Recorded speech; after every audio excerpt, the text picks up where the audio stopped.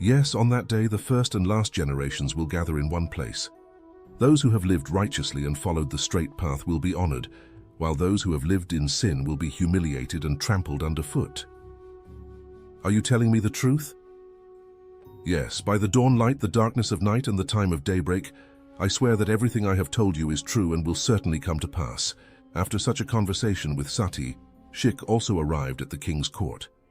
Without telling him what Sati had said, the king decided to test Shik as well. His intent was to see how closely their predictions would match.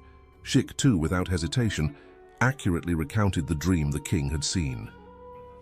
In your dream, you saw a dark figure emerging from pitch-black darkness.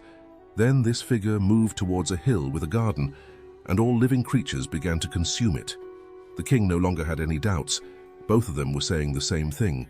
While Sati had provided the names of the places, Shik had only described the location. Everything you said is true. Now how do you interpret this? The king asked. Shik continued, I swear by all the people between these two hot lands, the Sudanese will come and conquer all the land. Then they will rule between Alan and Najran. When will this happen, in my time or after me? No, it will happen after your time. Then a famous person will come to rescue you from them and inflict great suffering upon them. Who is this famous person? Someone from the descendants of Ziazan. Will his rule last, or will it also crumble? His rule will also collapse. It will be brought down by a messenger sent with religion, righteousness, and as a champion of justice and truth. After that, the kingdom will remain in the hands of his people until the day of separation. What is the day of separation? It is the day when every deed is accounted for, and a voice will come from the sky that all the living and dead will hear, and everyone will be gathered in one place. It will be a day of blessing for the pious.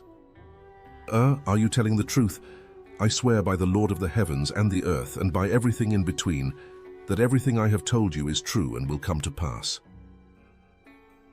After hearing the same thing from both fortune-tellers, the king took precautions for the future and sent his family to the safety of Persia. However, these measures could not change the decree of fate. When the time came, the events foretold by the two fortune-tellers unfolded in the land of Yemen.